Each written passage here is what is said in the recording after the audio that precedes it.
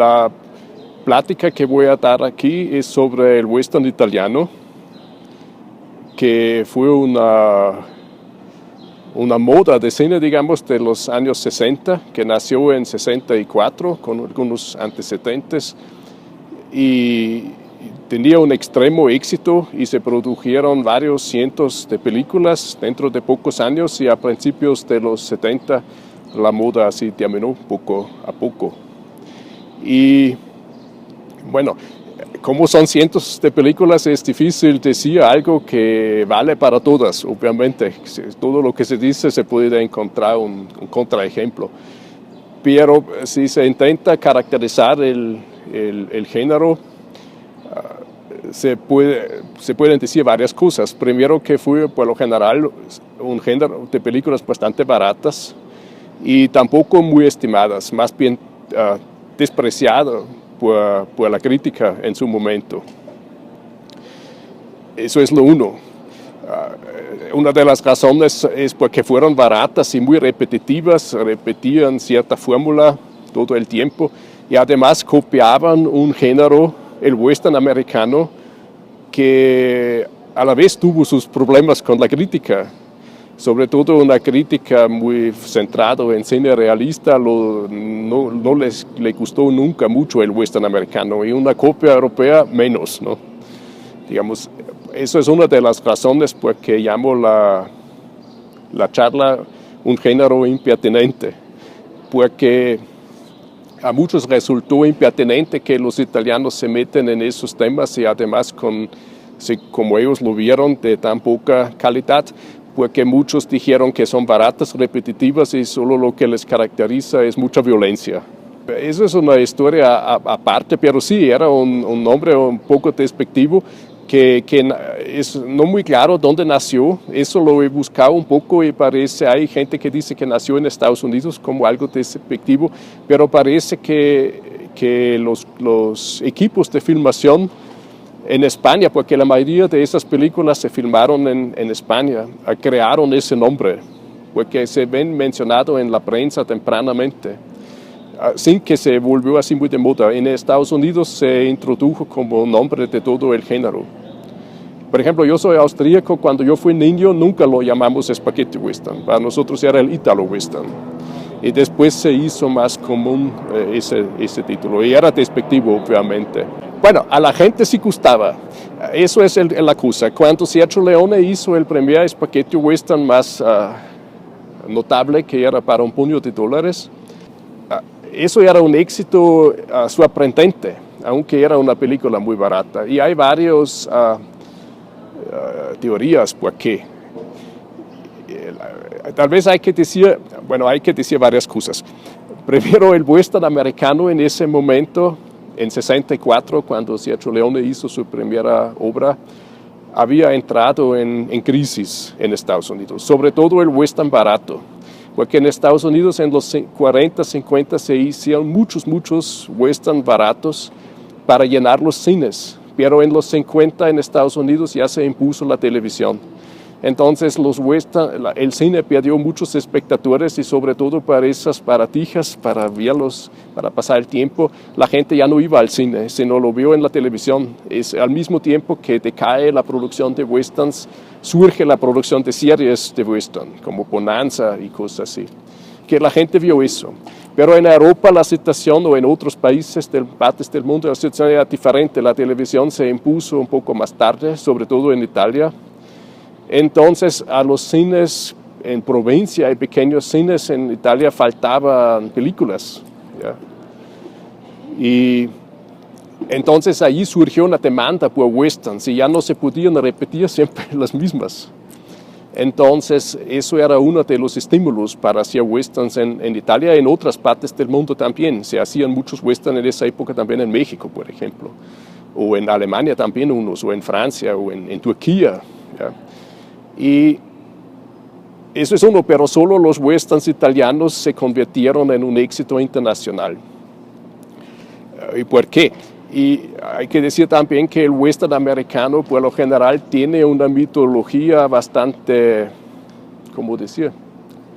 reconciliador con la historia de Estados Unidos. Por lo general es un mito de la creación de Estados Unidos, que cómo llega el hombre blanco a la naturaleza salvaje, de la que los indios, por ejemplo, forman parte, y impone la civilización.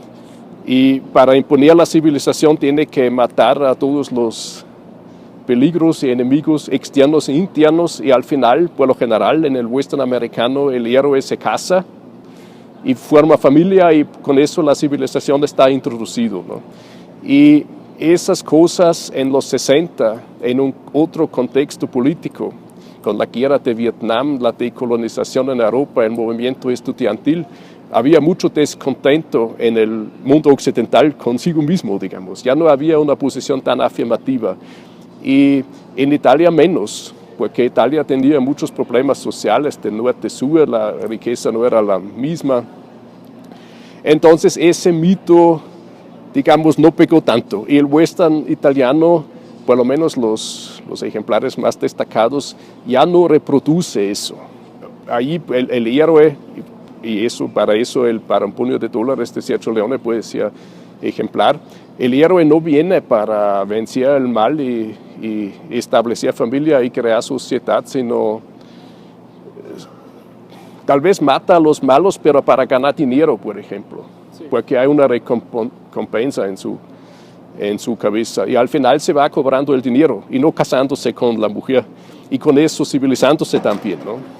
Al final, digamos, eso hecho de casarse también significa que te ponen la pistola, que dejes la violencia. Ya estamos en un mundo en que no se necesitan esos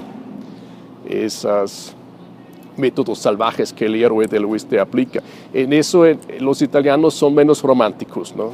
El héroe vive en un mundo materialista, los malos son una fuente de ingresos, los acaba, gana su dinero y se va.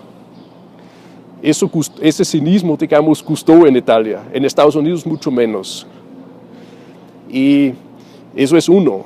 También en el western, como el western italiano, como ya dije, bueno, se dice el western italiano, casi todas esas películas son coproducciones europeas, aunque los directores casi siempre son italianos. Y la mayoría de esas películas se filmaron en España, porque España franquista se esforzaba mucho a atraer producciones internacionales. Y el sureste de España se prestaba a películas que supuestamente están ambientadas en el suroeste de Estados Unidos, por ejemplo. Está seco, medio desértico. Entonces, desde allí era bastante, casi lógico, ambientar esas western en el suroeste y cerca de México o en México mismo. Y muchos de los western italianos están ambientados en la frontera o en México, o aparecen mexicanos. En México hay que adelantar eso, la mayoría de esas películas, sobre todo los que estaban ambientados en México, se prohibían. Nunca fueron a presentar, bueno, nunca no, más tarde sí, pero en su momento no, porque fueron considerados denigrantes.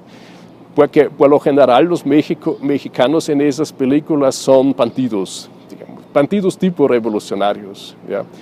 O unos pobrecitos también, toda una combinación que no gustó en México, que se les pinte así. Lo gracioso es, y eso es parte del interés mío en ese tema, es que en Europa se vio muy diferente, y yo puedo decir eso de mi propia experiencia. Claro, eran bandidos, pero no lo vimos como malos, sino para nosotros eso eran héroes, y nos fascinaban, ¿ya? Que no quite que es estereotipado, pero no lo vimos como una denigración, sino más bien, y los paisajes, eso. Y además, bueno, para empezar, y además muchos de esos bandidos mexicanos son bandidos de tipo social. No en todos, eso admito, en algunos son puros brutos y nada, pero en unos son bandidos de tipo social. Y después hay un cambio, que esos bandidos sociales se vuelven revolucionarios en algunas películas. Y eso era una cosa que gustó mucho en Europa en esa época. Como ya dije, estamos en la época del movimiento estudiantil, de la decolonización de África, de la revolución cubana, después la guerra de Vietnam, todas esas cosas. Entonces, y además los estudiantes europeos empezaban a discutir mucho sobre las posibilidades de revolución en general y surgió la idea, inspirada por autores como Marcuse o Frantz Fanon, otros que el mundo capitalista ya no puede revolucionarse. La revolución, porque el proletariado es comprado. Entonces la revolución tiene que venir de los márgenes o de las clases lumpen, que Marx había dicho que no van a hacer revolución nunca, o del tercer mundo. Y por lo tanto ese imaginario del revolucionario mexicano que se revela que se levanta contra los opresores y contra los gringos le gustaba mucho, aunque eran un poco brutos y todo eso. Y además surgió una cierta comprensión en el partido, ¿no? El partido no es algo malo, sino bueno, es algo malo tal vez, pero es un partido que ha encontrado un modo de supervivencia en un mundo completamente injusto. No es un mundo justo como en el western americano se crea al final, eliminando a los malos. Es un mundo malo y allí todo sobrevive como puede y puede ser como partido. Allí hasta Tuco dice, en este país solo hay dos posibilidades, o te vuelves cura o partido. Y ser cura es el modo más cómodo. Entonces yo soy el partido. ¿Ya? Y eso dice a su hermano, que es cura. Y eso. La otra es que los partidos mexicanos, en algunas de esas películas hasta los protagonistas son mexicanos. Que hay unas películas americanas también, pero son pocos. Entonces el mexicano no solo es un parte del escenario o la víctima del héroe gringo, aunque en algunas sí, pero es una persona que está en el mismo nivel que el gringo. Incluso si pierde al final, pero los partidos mexicanos en realidad te causan miedo en esas películas. No son así de unos pobrecitos que después no pueden competir. Y todo eso parece que está, sobre todo en Italia también, mucha gente se identificó con esas figuras subalternas, ¿ya? Que dicen, porque ellos no se identificaban con el gringo, se identificaban con esos.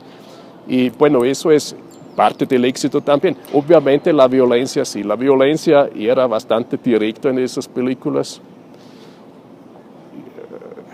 Tal vez no es tanto como a veces se dice, pero sí hay mucha violencia, eso atrae. Y obviamente también lo estético. Y eso probablemente es el mérito de Sergio Leone, sobre todo, que ha creado una propia estética de esas películas.